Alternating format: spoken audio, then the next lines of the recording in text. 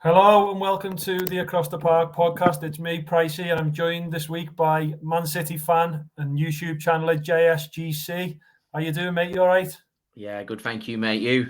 Yeah, all good, mate. All good. Just trying to get over the Wolves defeat earlier in the week for us. It's a bad Bit of defeat. A disappointment. bad defeat. Yeah, it was awful, to be honest with you, mate. Don't know if you've seen our instant match after it, but it was really, really bad, and Yeah, come away feeling really disappointed, to be honest. But yeah. obviously, Man City had a good win against Leeds tonight. Mm-hmm.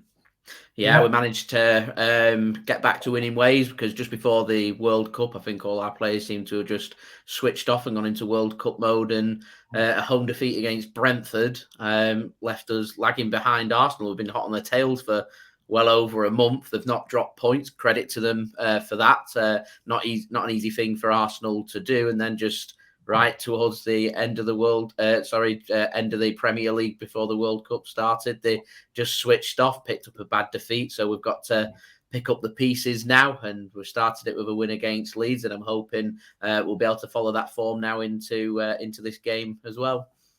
Yeah, five looking before 5 points behind Leeds as Yep. Arsenal. I think a couple of points above Newcastle and obviously then it's Tottenham, Man United, and a load of points behind above Liverpool. Luckily enough for us. Who's your main rivals there? I think Newcastle will probably drop off. Spurs are always hit and miss. Is it? It's a difficult one. I've got a feeling that I can see United and Liverpool climbing up the table. I don't think they're going to challenge for the Premier League title.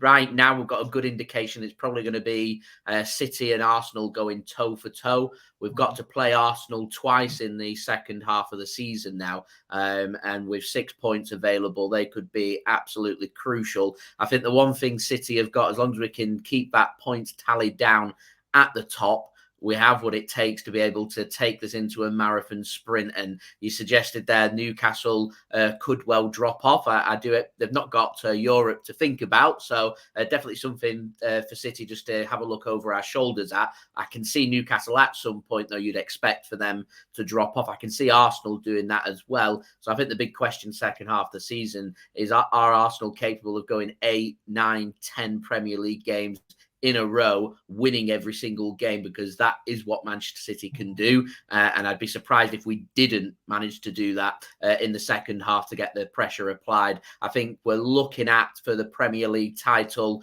somewhere between 85 and 90 points. So the two matches we've got coming up against Arsenal are going to be crucial, I feel, to decide the Premier League title come May. Yeah, because you're saying there City can go on a run. It's not that you can, Mm-hmm. you always do tend to, don't you? So Mm-hmm. from my memory, obviously not being a City fan, you tend to get to Christmas where you've dropped quite a few points, but then it's usually after Christmas till May that the We business can end of the push. season, you're Yeah, useless, we aren't can you? push. So I'll probably expect that again. It's depth, all about depth. Manchester City have got pretty good depth that once it starts getting towards the March, April time, City rely a lot on their depth. We're normally in the Champions League quarter-final stage by then. Games are coming every 3 to 4 days at us. So we need a lot of rotation, and we can be almost systematic, where we could be like robots where they just go out there, grab 1 or 2 goals, stop playing, win the game, move on to the next one's what they tend to do. And then looking at you saying there, get your quarterfinal, your Champions League, and you're moving on. Is the Champions League, I'm not saying that it's more important than the Premier League, but is it going to be geared toward, because I think this is the best City squad I've seen. I know he's been building towards, well, I say building towards, Pep Guardiola feels like he's getting to a bit of a pinnacle at the moment where it seems like the Champions League, it can happen, probably will happen, but needs to happen as well. Do you think you've got it Yeah. this season to be able to do that? Do you think that's the main aim of the squad? Definitely on the minds. We should have made the final last year, considering Real Madrid in added time of the second leg needed 2 goals to be able to send it to extra time. That should have been seen out. It left a very bitter taste in not just the players and the staff, but also the fans' mouths as well, that we want to go out there and be able to rectify that. We've got what I regard as a pretty winnable tie against RB Leipzig in the last 16, but all focus in terms of the Champions League just has to be on them 2 games, get through them, and then go to the quarter-final and see who we end up facing from there. My biggest fear is we end up coming unstuck against English sides. So I'm just keeping a good eye on which English teams end up progressing. Previously, seen Liverpool do us at the quarterfinal stage. Spurs have done us at the quarterfinal stage as well. And just when it gets to the really important, fine moments in the Champions League, we just don't have that to be able to get over the line, if you get where I'm coming from. Coming a little bit psychological, I feel, for the players and for Pep as well. We do have the squad to be able to win the Champions League. We know that we have the squad. It's just in the important phases of the games, when it gets to the latter stages, we just seem to just let the grasp go, and we end up not winning the Champions League, which I think has to be of high priority to Manchester City this season. What's it like from a fan's point of view then? Obviously, you're doing well in the league. As I say, it's probably one of your best squads. Great manager. Is it becoming a frustration not winning that Champions League for the fans as a fan base? It all depends on how you want to see the Champions League. There's a lot of City fans out there that don't really have too much of a love-in with UEFA and what the Champions League and obviously UEFA's standing points in politics, in football. There's a clear difference between City fans and what UEFA stand for. So you go to the Etihad, for example, and you start asking all the regular season going fans which trophy they'd rather win. A lot of them will sit there and say we'd rather win the Premier League because we've got more in common and more association with the Premier League. And it is, in my opinion, just as equal in difficulty to win the Premier League because of how much competition there is. And it is obviously a marathon. It doesn't come down to a knockout game where you can, over 90 minutes, get lucky. I've seen previous teams. Chelsea, was it back in 2012, wasn't the best team. They just managed to have that luck about them to go on and win the trophy. And so you need that essence of luck, whereas with the Premier League, luck doesn't cut it. You win the Premier League because you've earned the right to win the Premier League. So a lot of City fans would prefer the Champions League. From my own personal point of view, I want the Champions League. I want to be able to lift the big ears, get that chip off our shoulder, and be able to get our first big European prize in the bag, because we've worked very hard, and I feel like we deserve to have European prestige, and we don't have that right now. So it would be nice to be able to get hold of that and be able to shut up everybody else that keeps piping on, because at the moment City on the rise and on the up. The only thing people can have a dig at City for is the spending, and also they can have a dig at not winning the European Cup, which I'm hoping come June will just be referring to the amount of money that City is spending. And as you can see from the likes of Liverpool and what they're doing in the market, they're more and more referring to big transfers and takeovers. They're pleading, aren't they, for big money takeovers to come from all around the world so they can try and compete with the likes of City. So it keeps things entertaining. It keeps things interesting. It'd be nice, though, to get that Champions League in the bag. Yeah, and we can have a go at Liverpool all night if we sit here and let ourselves. I think you were. I think that, you know, everyone goes on about this World Cup game, the World Cup final. I think that City Real Madrid game was one of the best games we've seen, obviously from a neutral point of view. And I think what you're saying is, obviously, the consistency of winning the leagues is brilliant. Definitely is. As soon as you win that Champions League, though, I'm sure that'll become more important once you know you've won it, once you know you can get that in a trophy bag and you see your club win the Champions League. I mean, we're nowhere near it, so it's not a case of me digging you or poking you on that, but it must be what you're looking for and hoping to see. Now you've seen them win that many Premier Leagues. But yeah, going back to Liverpool, I mean, they thought they were dominating because they won one league, but City have obviously won, you know, how many years won 5 in the last 6 or something like that, is it? 4 in the last 5, something like that. So I think you're getting up there with being one of the dominant Premier League teams of United's 90s reign, probably, if you keep going as the way you are.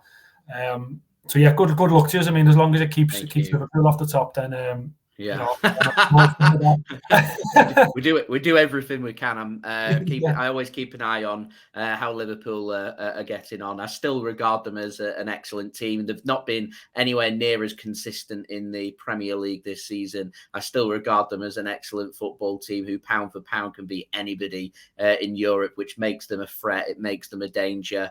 And I'm sure within the next 12 months or so, I'm sure you'll be seeing City and Liverpool going at loggerheads like we have been over the last 2 or 3 seasons, which has made that tie. It's a rather unusual rivalry that just seems to have blossomed out of absolutely nowhere. And a lot of the City fans and Liverpool fans really get into it. It's a very passionate game. So yeah, I'm hoping that we can reign supreme, so to speak, on that. So That's enough Liverpool. That's enough Liverpool chat. We'll end Liverpool's talk Yeah, now. let's forget. We've mentioned them too much already. So we are seeing your YouTube preview yourself on your own channel, the Everton Man City preview. And I think you're being, I've seen your prediction. We'll come to that later and whatever else. I think you're being quite, well, not the word, there's kind to Everton, maybe not kind, but pragmatic. I think you mentioned Gordon and maybe McNeil being a threat against Man City, and you see those as the two forwards that could maybe get at Everton if they were able to. I mean, if you'd have seen those on against Wolves, I don't know if you watched that game or not, but Gordon in particular had a couple of really good chances that he probably should have put up. Well, he definitely should have put away.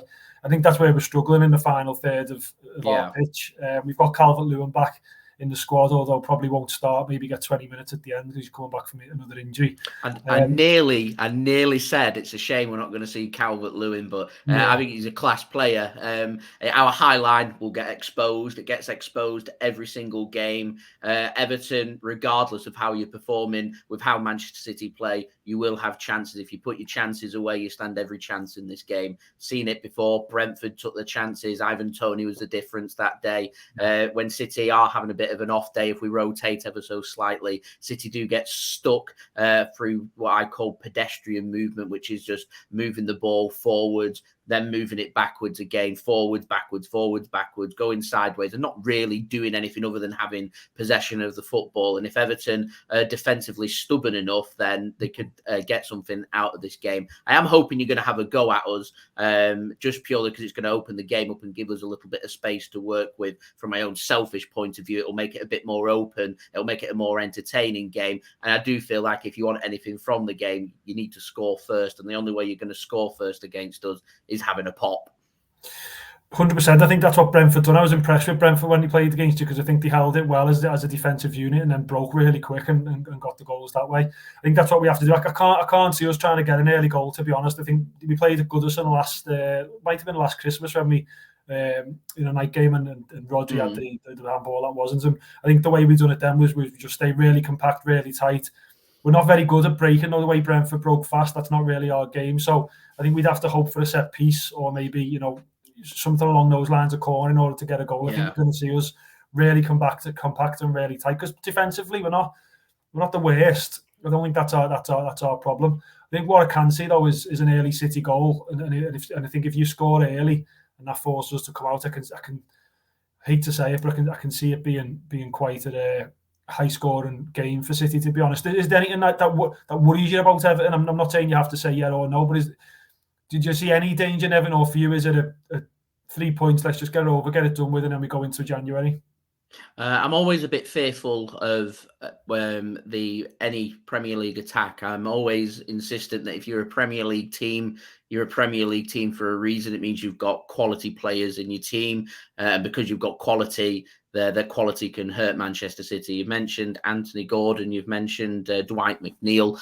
These are two players, because Manchester City, with how we play, we're going to go with a back three, which is going to push Cancelo into midfield. So I'm expecting to see either one of John Stones or Kyle Walker go on the right-hand side. I think if we go with Kyle Walker, he's got the pace. I think we'll be okay in silencing and keeping McNeil quiet. But I saw in the match against Leeds, John Stones was getting torn to bits, and that was all down to pace. So if you're prepared to knock the ball forward and have a bit of a kick and chase against us, the high line that we play can be exposed. So McNeil's one player that I'm keeping an eye on out wide, and keeping an eye on Gordon as well. You need to be clinical. It all comes down to, you will have, I'll tell you right now, you'll have 2 or 3 very good opportunities. If you don't put them opportunities away, you'll come away from the game with nothing. You do put them opportunities away, you got every chance of coming away with at least a point from this game. It all comes down to fine margins and being clinical in front of goal. I agree, and I think that's, as I said before, that's the one area we'll probably struggle in. That's so if we can get it, the sooner we can get Calvert-Lewin on the pitch, I think the better for us. Probably get Damari Gray as well playing for us. He'd probably come in. He didn't play against Wolves. I imagine because he's going to play against City, he'll probably start. He's probably the most pacey forward we've got. If we can get him on the ball and beating players, but again, that clinical finishing is something. When you say that, I squirm a little bit because that's something we just have not got. Can you see? Look at just. obviously you can't weaken you. I don't think Man City's squad's that big. Any team you put out is not really a second. Well, it is a second team, but it's not a weak team. But can you see bringing squad players in for this game? Obviously, you've got the tight turnaround from Leeds to today. You've got January, which you can think of from memory is quite a tight schedule for you as well. Can you see him rotating and bringing in a few outside fringe players? We've got no choice but to rotate here. We've got next week an away match against Chelsea in the Premier League on Thursday. We've got Chelsea again in the FA Cup on the Sunday.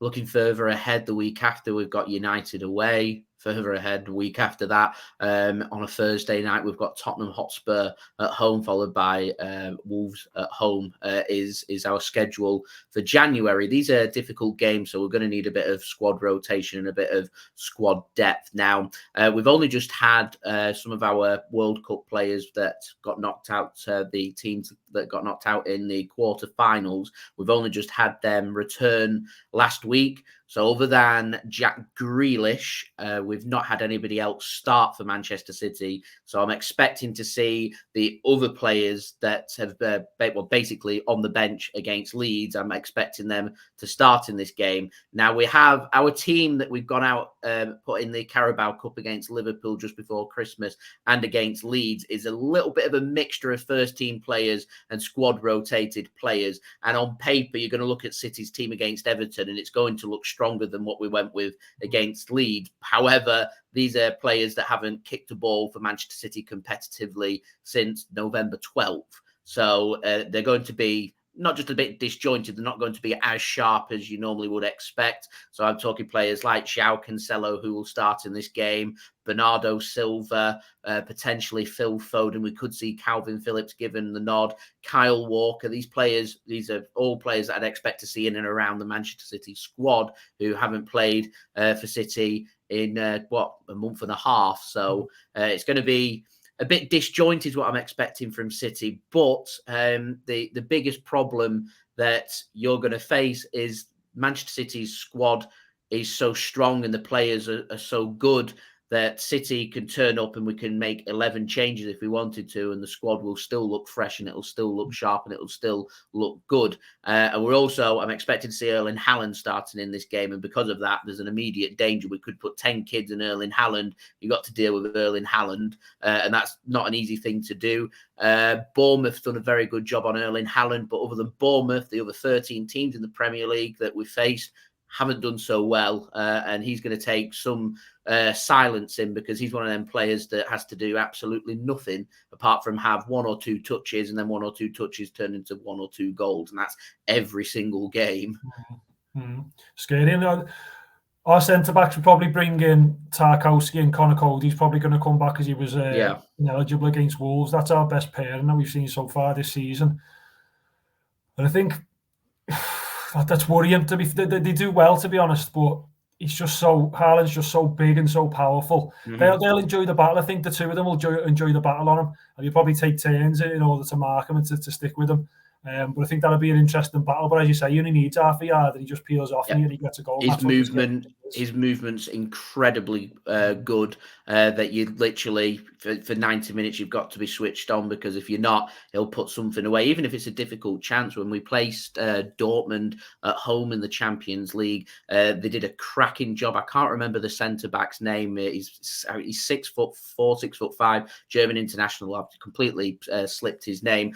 He did a cracking job of marking Haaland out the game for 90 whole minutes. Haaland had nothing to do, and he got given one opportunity, which was a cross that came in from Cancelo. It was behind him, went on the volley, twisting, turning, put it in the top corner, and that's what Erling Haaland can do. So he's a very difficult man to mark and keep quiet.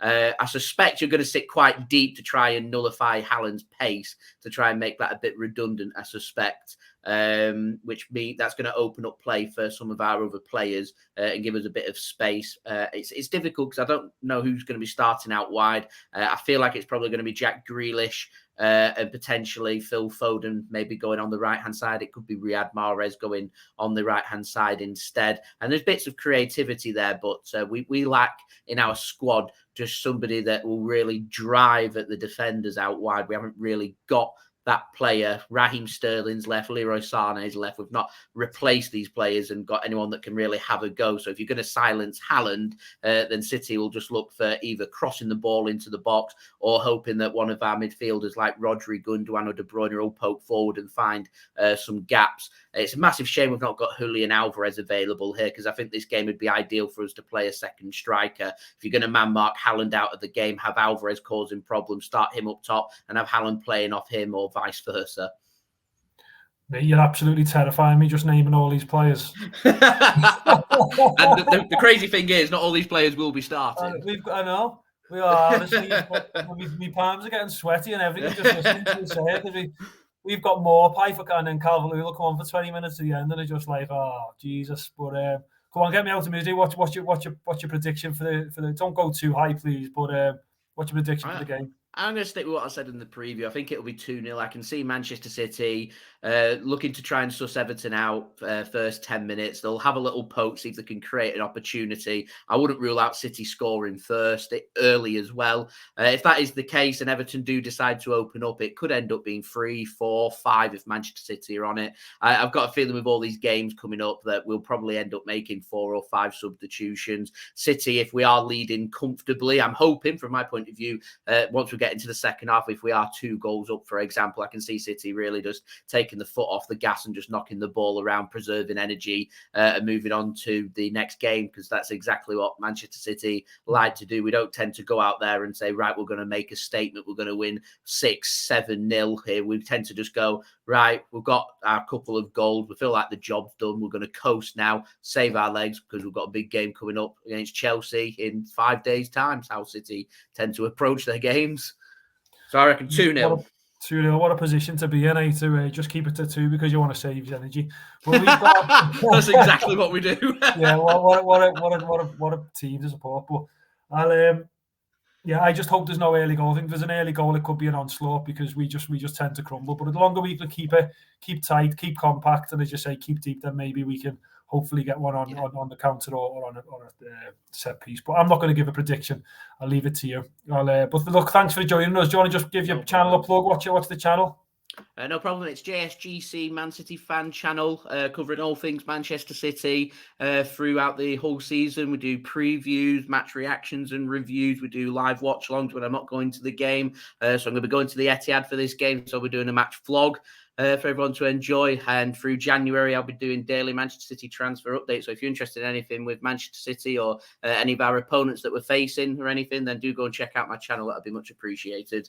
Cheers, mate. Thanks very much. And good luck for the season as well. I'm sure you won't need it. Thank you. You too. And thanks everyone for watching and listening. It's much appreciated. That was the preview against Man City. We'll come back probably next week, me, Millsy and Judgy as a podcast together. The first one of the new year. So thanks for listening. Thanks for watching. Cheers. See ya.